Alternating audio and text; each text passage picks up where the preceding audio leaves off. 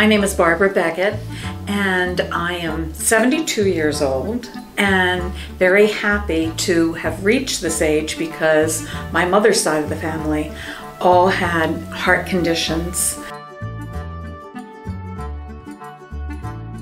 I have not, thank heavens, had a heart issue, but my husband did. 7 years ago, he had triple bypass surgery for a heart attack, and afterwards he was on a walker, bent over, and it took him a long time because he had orthostatic hypotension after he had the surgery. That is, every time he would go to stand up, his blood pressure would drop and he would fall down. So part of his recovery, thank heavens, we were introduced to cardiopulmonary rehab. And he is wonderful. Today he's 80 years old. He is working out at the PRMC cardiac pulmonary fitness center. We come here probably 3 or 4 times a week. My name's Ed Tudor. I'm the Director of Development Review and Permitting for Worcester County. I've been with the county for 25 years. Heart disease actually runs in my family on the male side, not on the female side, but my dad died of a heart attack as well as my paternal grandfather. So very familiar with heart disease. As far as 2 years ago, I was diagnosed with Leriche disease, or Leriche syndrome, which is a blockage of the abdominal aorta and femoral arteries. So at 51 years old, I was 21 days after diagnosis on the operating table, going through major surgery to get all that repaired. Prior to that, I was a 2.5 pack a day smoker, drank 2 pots of coffee a day, didn't exercise, ate whatever I wanted, and basically didn't take care of myself. I told myself before going in the operating room that if I survived, I was going to make some substantive changes in my lifestyle, which I did. I quit smoking, I altered my diet, I gave up drinking coffee, and started on an exercise regimen, which I've continued to do. My name is Michelle McGowan. I'm the clinical coordinator for community education. I work for Atlantic General Hospital in the population health department. Oh, that sounds exciting. It is. So, Michelle, when you hear the words heart healthy, what does that mean to you? Well, heart healthy really is taking care of yourself in many different ways and making sure that you are following a healthy diet, taking care of your body by exercising, and making sure that you're getting enough physical activity. Exercising and physical activity. Both, yes. Not just exercise, but both of them. All right, so have you or anybody that you were close to experienced heart disease? Yes, so actually one of the reasons why I decided to become a nurse is because my father had 3 heart attacks when I was a teenager. He was only 37 years old, and the doctors didn't actually know that he was having heart attacks because he really didn't fit the mold. So it was actually an entire weekend that he sat on the couch hugging a pillow, saying he felt like an elephant was sitting on his chest. So he went to the doctor Monday morning, and they said, maybe it's your gallbladder. Why don't you go to the hospital and get some blood drawn? So he went to the hospital, and the nurse looked at him and said, let's do an EKG. I think we should check your heart. And they did, and he was having a heart attack. And when they took him into the emergency heart procedure to do a cardiac catheterization and put stents in, they realized that he had had 2 previous heart attacks. So I went through a lot of changes as a teenager. My mother changed the way that our family ate, made everything a lot more heart healthy. Less junk food, more lean meats, a lot more family exercise. And my father's fine. He's still living. He's in his mid-50s, and I'm really happy. The reason why I became a nurse is to help people make better decisions by educating them and helping them to make informed decisions and know that it's really important to take care of yourself. Well, my heart health, I really am starting to make a lot of lifestyle changes. I recently had a child a couple years ago, and when women have children, they start to take care of their children instead of themselves. So I recently became a lifestyle coach with the CDC's diabetes prevention program, and over the past several months I've actually lost over 30 pounds and getting a lot more physical activity than I have recently. So getting at least 150 minutes a week, and when you break it down, it's really not all that hard. 30 minutes a day, most days of the week.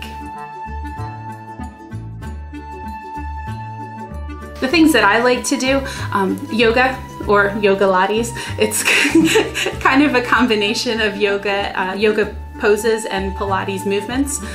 So as long as you get your heart rate moving, it doesn't matter what. Brissett. Also known as CJ. And I'm Jim Brissett, also known here at the university as Dr. Brissett. I think a lot of people think that it means your diet and eating right, that's all part of it, but it's really doing things that are good for your health.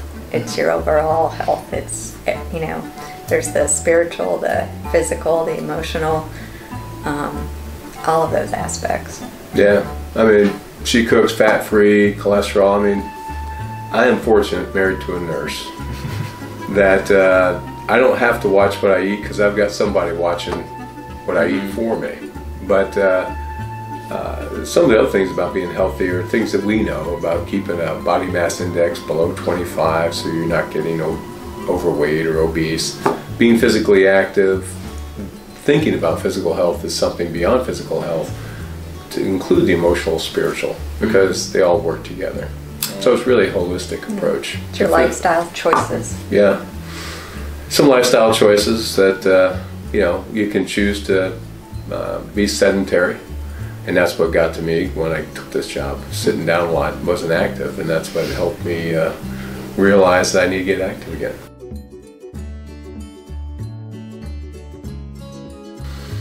On 13th of October, we were out in Tucson, Arizona, and I woke up Saturday morning. We were getting ready to fly out at the airport. We were staying at the hotel at the airport, and I thought I'd get up and start working on the laptop while she slept.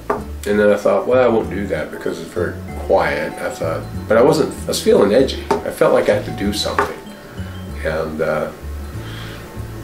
I felt some tension in my shoulders and my neck and my forearms. But long story short, it turned out, I said, well, this can't be a heart attack because I don't fit the profile. I don't have high cholesterol. My low density lipids are fantastic, 100 and below. My HDLs are 55 and 60 and above, which is good. I was a little overweight, maybe, just probably 5 to 10 pounds overweight. And I was convincing myself I wasn't having a heart attack. Fortunately, the Veterans Administration Hospital was only 10 minutes from the airport. And walked into the ER, which was a little bit of comedy of errors, but got myself into my own room, lucky room number 7. I was happy to see, room number 7, that's got to be good luck. Not room number 13, that was good. So, and put myself in the care of the VA, and they did a great job. I am Tiffany Scott. I'm a community health educator at Worcester County Health Department, and I basically help preventative efforts for people to be well. Heart health to me means making those choices every day to do things that nourish your mind, your body, your soul, just make you feel good, like laughing. Okay. Me personally, I make those choices every day and make the best choices I can. I try to eat right. I try to, get some physical activity in, whether it's just running around with my nieces and nephews. I practice meditation. That's something I do constantly so I can stay mentally healthy. And I read a lot, and that's nourishing for me. My favorite ways to stay active, I think I really become to love yoga. In addition to that, I do like the strength training with Travis, but I gotta get back to it. It's a journey. Okay, I think it was like 3 years ago. I was seeing my endocrinologist regularly for another health issues, and yearly he would say, you know, you need to make these lifestyle changes. You need to lose weight. You need to eat better and do some physical exercise. Refer me to a nutritionist. But I guess at the time I just really was not ready. You know, I thought I ate pretty well.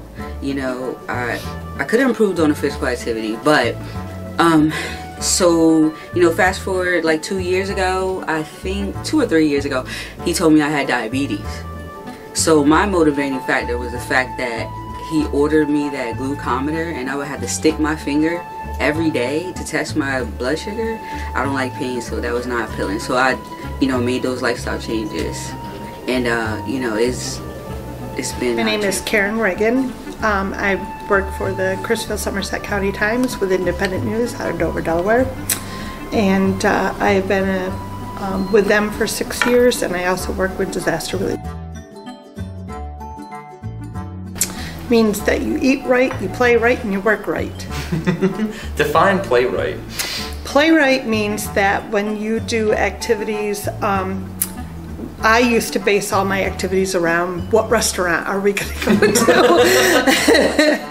And now what I do is I actually, like we went to Busch Gardens for the Winterfest. We find things that we can walk and be active with it. My husband actually, once I started this program of changing my life style, he joined in.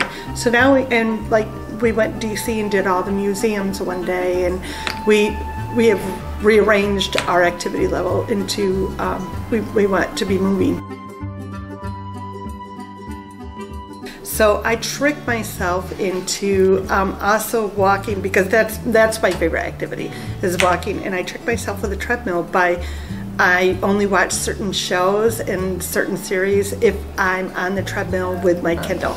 And so, although I'm not a fitness guru, I purchased the Fitbit so that I can maintain the steps I need to keep the heart healthy, and that's how I entertain myself to do that. I really like that. That's a good idea that I'm going to steal, because you get stuck in one of those like Netflix series that you just want to binge, but if you make the rule you can only watch it if I'm on the treadmill. And you'll put in an hour without even thinking, because the show is good enough, and I hated doing the treadmill before then, and I don't mind outside as much, but if on the treadmill it's just too boring. But I could make my mind do it. Such a good idea.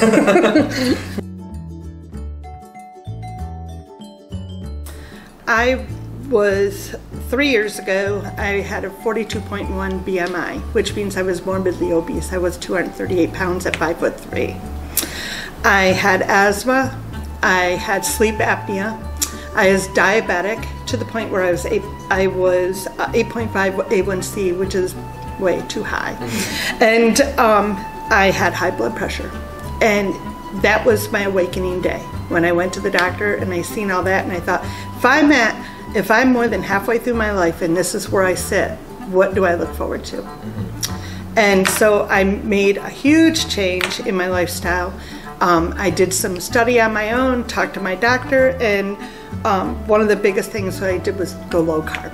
That was a big change for me. And people are scared of it, but it really works. And I do low sugar, of course. And actually, I've actually started a Facebook page, Eating Healthy in Delmarva, and we share those, and people are joining it all the time. I just ran into someone at the Food Lion last night, and he goes, "Okay, I just found your page. You know, can you share with me, you know, recipes?" And he says, "I got one that you'll love with spaghetti squash." And that's my goal. I've now experimented to the point where I take regular meals that we're used to that take a carb, like a noodle, and I figure out a way to make it not only low carb, so it's tasty. And I have a small groups on Wednesdays through our church that come together, and there's 12 of us, and they are my testing field. And they have ate everything and loved everything, or they're good liars. I don't know which, but it really has worked. And some people have picked up some of the things that I do, like the cut your potatoes in half with cauliflower, and you know, and there's just a wide variety that you can do. Our lifestyle as Americans is to put it between bread, to put it in pasta. It really is. And you really have to rethink it. Everywhere I go, I can find low carb. A lot of the sub shops will put it in a bowl. Jimmy John's puts it in a wrap. There are options when I go to anywhere I go. Like if I go to Texas Roadhouse, I can get 2 vegetables, side salad, and a steak, and I'm full. You know, so you just have to think it through, and you have to realize this is your lifetime. So Kathy Wool, have you or anyone in your family had a history of heart disease? Well, it's funny you should ask that. Yes, I lost my grandfather at age 50. He had a massive heart attack. And my mother, interestingly enough, she wasn't a very strong cardiac person either, because she had, back when she was in her 50s, she had a quadruple bypass, which is 4 bypasses, because she had coronary artery disease. And then 9 years later, she had 5 more. So she had a total of 9. So my family witnessed a lot of trauma with my mom being rushed to the hospital. In fact, she was in Alaska when she had one of her heart attacks, and she was on the Denali Preserve and had to be flown out. So, you know, I kind of watched my mother and watched the scenario of what she was going through, and I think my family, my siblings, my dad, we were all committed to not following that track. So I tried my hardest to implement some changes back when I was younger and not a dietitian, just trying to prevent the same scenario happening that was part of my family growing up. Well, heart health to me means every day paying attention to what you're doing for your overall, I guess, not just your cardiac status, but just your general health. So I pay attention every day to what I eat, what I do, and really try to apply some good behaviors to that. Okay. And so what do you specifically do yourself? Specifically, I eat well every day. As maybe a dietitian, I have a little more of that knowledge, but you know, you may have the knowledge, but you don't have the do unless you prioritize it and make it important in your life. So I plan meals, I do eat a lot of vegetarian, I eat a lot of fruits and vegetables, I eat a lot of whole grains. I have cheat days and I do things, but they're so seldom and so few that there's no impact probably on my overall health. I also exercise every day. I really do not miss a day of exercise. I am out there, rain, snow, sleet, just like the mailman. And I lift weights, I run, I walk, I just stay very active. Even if I take my grandchildren to the park or to the playground, I play on the equipment with them. I don't sit on the bench. So it's always been a priority to me to do something every single day and not let it take a second seat to the priorities that I do in my daily life. See, I've always heard that you're supposed to get at least 30 minutes of physical activity every day. Is that something that you strive for? Absolutely, 30 minutes or more. That's the minimum, so it's always good to get more. And if you don't have the time, you make the time. We all have the same 24 hours. We all have a lot of commitments, and you want to just make it as important as the other things that you do. If not, it does go by the wayside very easily. I've been teaching people in the county a long time how to just implement some of these changes to make it easier on them. And I do believe once you're doing it, it becomes the fabric of you. You don't have to think about eating well anymore. You don't even have to think about exercising. It just happens because you enjoy it and you like it as part of your lifestyle. Yeah, you know what they say is motivation is for today, discipline is forever. Forever. Yep. And that's a good saying, because you know, if you're disciplined, and I do believe it's not willpower, it's discipline, making it happen. And I would do anything in my power to always make it happen. And I'm going to be 65, so if I can do it, people can do it no matter what their age. All right, well, thank you very much, Kathy. Thank you.